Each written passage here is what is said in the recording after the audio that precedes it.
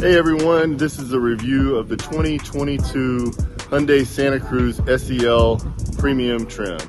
This SEL Premium starts at around $35,000 with the options that this one has. It was $37,500 plus the dealer tax on about $2,000 worth of market adjustment.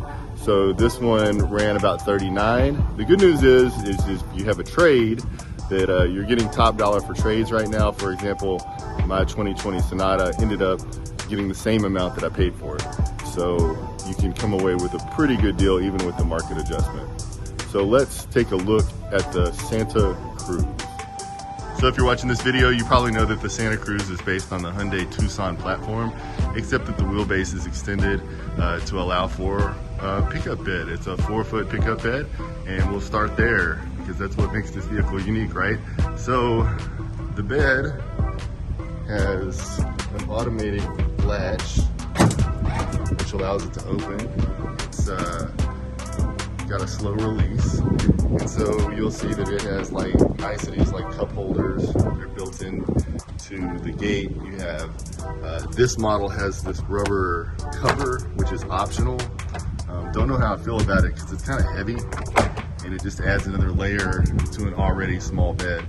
But it also has a trunk built in. If you put your hand right here, you can just lift up, and this trunk locks. You can put ice in here. Used it yesterday to ice some drinks, and the water drains really nicely. You'll also notice that when you open this, there are LED lights. They can be turned on from inside the cabin, or they come on automatically when you open the trunk. The other thing you'll notice is that you have two storage bins, one on the left side, the driver's side, and then one on the passenger side. The one on the passenger side, you may have seen this, comes with a regular electrical outlet, which you can plug in speakers, a jukebox, anything you want to. I think it's 50 watts. That's that. Then you have this adjustable tie down, and then you have several different tie down options throughout the bed that you'll see in the back. You'll see some more, and more. And so you also see this little aluminum storage compartment which holds a cover that rolls out that is metal. So it's fairly strong. In fact, you can even sit on top of this and it'll hold your weight, assuming you're less than 300 pounds. And so release it, you just push this handle in and it goes back in.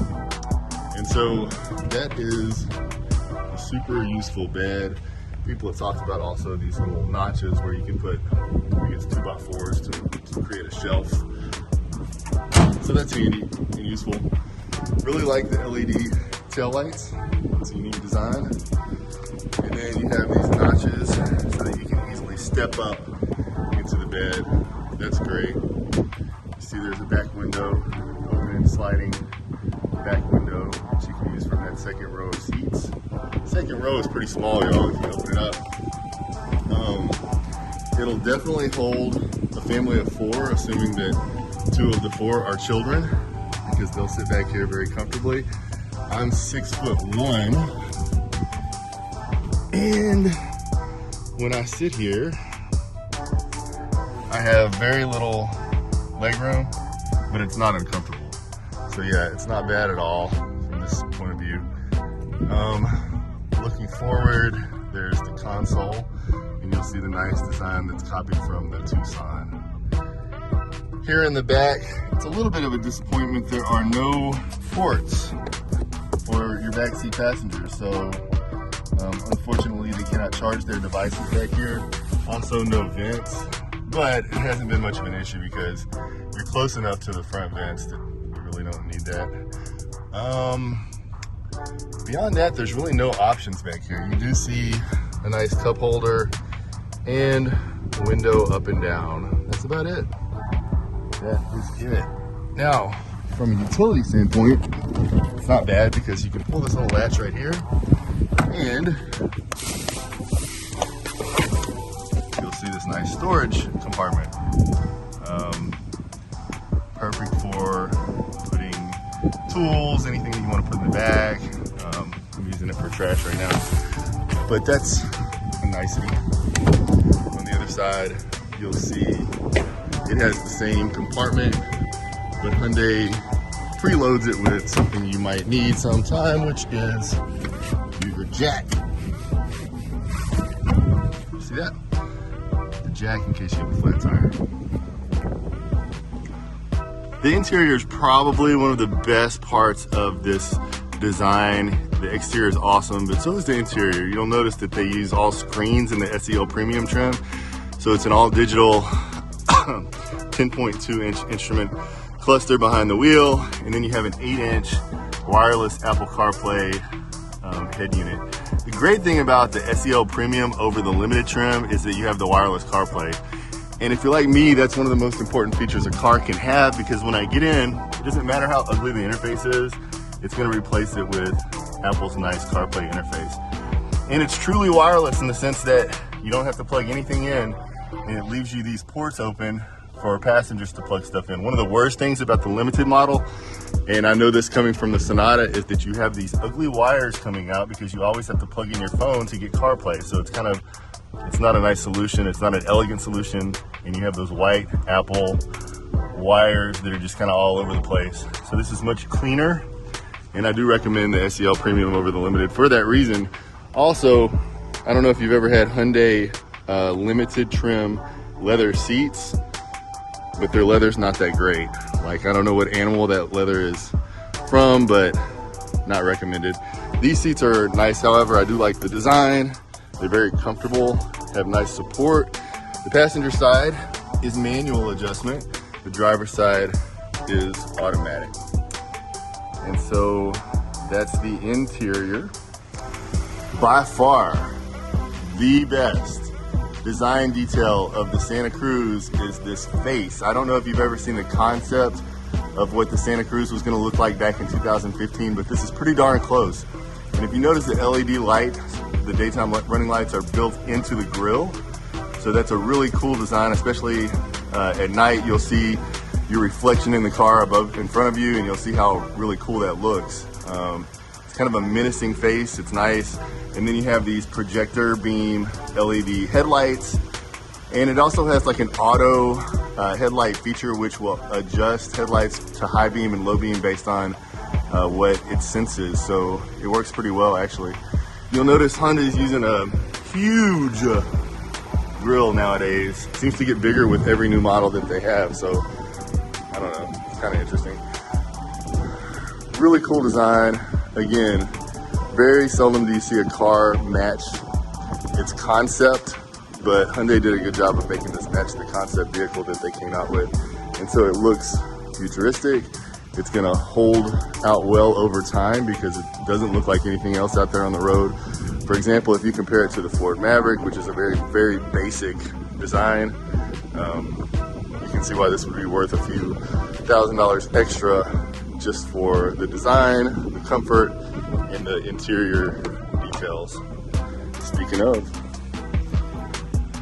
in the interior, these are the controls that you'll have on the driver's side. Of course, you can adjust your rearview mirrors, lock, and then window adjustments. You can also lock the windows for your passengers.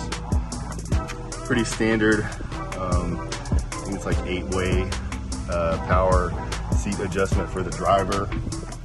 Step in. And this is Hyundai's pretty amazing digital cluster. This makes the vehicle feel very futuristic compared to some other vehicles on the market. A lot of other manufacturers have like part LCD screen within their cluster, but it's still analog gauges. This one's all digital. Kind of looks like a widescreen iPad, but it's recessed far enough to where it's very bright, so it always looks pretty good. And then the other thing that you can do with this is, I'm going to bring the camera down, and you'll see that with these buttons here, you can adjust what's displayed in the middle. And so if you go to the settings and then you hit this OK button, you can go down to cluster, hit OK, and then if you go down to theme selection, you can change these themes to where, like, that's the factory default that you'll get if you don't adjust it. I just don't like the white on black gauges. It looks weird to me. or you can use what would be the sport mode, but you can use this for everyday driving.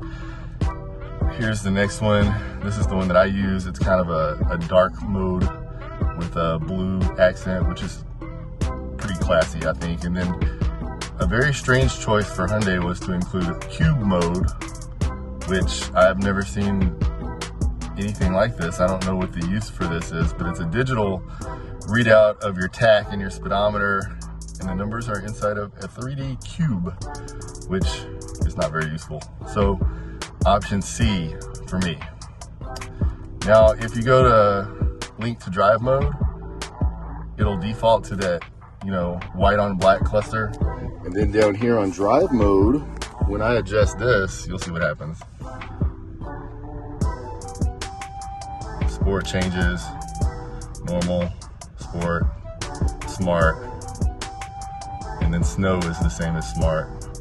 So again, I would go down here to take it off, link to drive mode, and then use option C, which is by far, I think, the best. Now, if you go back here to this menu changing option where you change that screen, you can see that you can adjust your lights, your door, all the sounds, all that stuff. But you also can change what you're seeing. Tire pressure, not so useful. But this is because if you have it on cruise control and you have it on the automated cruise control, you can set the distance from you to the next car with that screen. And then I like this because I like to clearly see how fast I'm going. So I use the mile per hour displayed in the middle. To me, that's the most helpful. And then what else do we have? Like the limited trims, you may have been spoiled by this. I certainly have. It has steering assist, which is not self-driving, but it's pretty close. So like if you set cruise control and you turn on steering assist, it's going to make some pretty sharp adjustments to steering without you touching the wheel. And it'll take a pretty sharp turn by itself, although after a few seconds it will set off an alarm and tell you to put your hands back on the wheel. And if you try to take too tight of a turn, it'll fail, and then you could easily get into a wreck if you don't quickly put your hands back on the wheel. So it works, but not great. This activates Siri. You can program the mode button to be whatever you want. You can program the star button to be whatever you want. It does have, of course, hands-free calling. I think every phone since 2000 probably has had that. And then you have the pretty nice center console. It's better than the Limited for a few reasons, and I'm gonna say that right up front. The Limited has a great widescreen 10.2 inch screen that's touchscreen. It's very beautiful. However, it doesn't have any type of manual adjustment for volume and for tuning. And so when you're driving, this is a lot easier. And I do like it. It's a wheel, so you can just scroll it up and down with your finger, just like that. So it's just as easy as a knob, and you don't have to fool with the touchscreen for those simple controls, so you're less likely to wreck. And then you do have a synced dual climate control, and this is, for the most part, all touch, although the temperature adjustment is a little nice clickable button. You can go up and down, same over here. And then if it's on sync, they'll be the same on both sides. What else is neat about this? Well, they did include the little Santa Cruz logo. That's kind of cool. And then with the SEL Premium, you also get this nice sunroof. And of course, you have the home link for your garage doors. And up here, this is the same as the Limited as far as what you get up here. Yeah.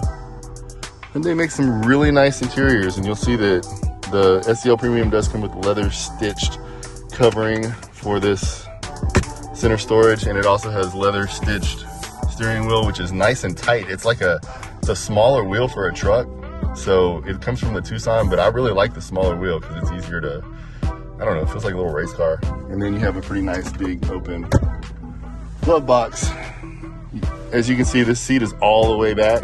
That's why it looked like there was so little room in the back from the passenger side. But actually, this is way too much room for most people. So this would not be as far back. Finally, importantly, you do have heated seats. Heated seats are great. Also right here. So this is the all-wheel drive, and it is the turbo with the dual clutch transmission. What this gives you with all-wheel drive is you can lock your differential, which will basically activate all-wheel drive all the time. So if it's snowing, you would want to use this, or if you were maybe trying to do a little bit of light rock climbing with your truck, you might want to use this. I wouldn't recommend it with the Santa Fe. It doesn't have great clearance, but then you have downhill braking as well that you can activate. This auto hold, you have parking camera, so like when you activate this, of course the camera comes up. Hyundai's always had a pretty nice high resolution camera. And then you have your parking brake. You can just pull that back for your emergency parking.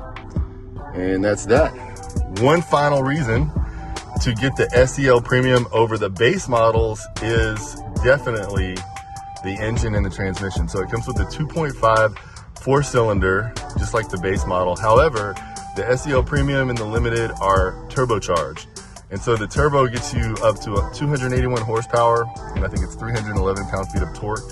So the 281 horsepower in a truck this light makes it feel really, really fast. It goes 0 to 60 in about 6 seconds. And by far, my favorite thing about this model over the base models is the dual clutch transmission. I had the 2020 Sonata, which had a 1.6 turbo engine, and it had an 8-speed automatic. And I thought that transmission was confused a lot. This transmission drives just like you would drive a manual. It feels great. The shifts are perfectly timed. And people that are complaining about this, I think maybe don't know what they're talking about, because it is nearly a perfect transmission and it drives a lot like a race car. And so when you're driving fast in a truck like this, it doesn't seem like you should be able to do that. There's no other truck on the market that's going to offer you a dual clutch transmission like that with this engine and a light package like this. So it doesn't drive like any other truck on the road. However, it does have some perks of a truck, like 5,000 pounds towing capacity. You can haul RVs with that. A medium-sized RV is easily under that 5,000 pounds.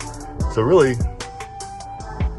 I've read reviews saying this is a niche vehicle. Yeah, a lot of the reviews say this is a niche vehicle and it's not going to sell well and that there's really no use for it. It's completely the opposite of that. This is probably the most useful vehicle you can buy. Maybe the Maverick is just as useful, but it's not as fun and it doesn't look anything nearly as good as this one does. So it's extremely useful. You can haul a family of 4 just like you could in an SUV. You have luxury appointments on the inside, kind of like a semi-luxury car. You have a beautiful interior. You have all the high-tech features. You have a truck bed that will handle 95% of your needs for truck hauling stuff. And then you have 5,000 pounds towing capacity. There's really no other vehicle that offers this combo of things. And then when you add in that sporty transmission and you add in that turbocharged 281 horsepower engine, it's a super fun truck to drive. And so, yeah, I highly recommend it. Go to your Hyundai dealer, check it out. And if you check out both the SEL Premium and the Limited trims, you'll see that the Limited is $4,000 more. And really the only differences are the screen, that big screen on the inside, which is nice, the leather interior, which is nice, accent lighting, which is really, really nice. But beyond that, you really have a better head unit in the SEL Premium because it has wireless CarPlay. And then also, you're getting the same engine, you're getting the same basic package, and you're getting all the features of the bed and the LED lighting in the back and all the tie downs, all that stuff, the cover. So it's really probably the best package to get, SEL Premium. Highly recommended. Also recommend the Sage Gray, beautiful color, gets lots of attention. Never had a car that got this much attention. So hopefully you like this review. Thank you, bye.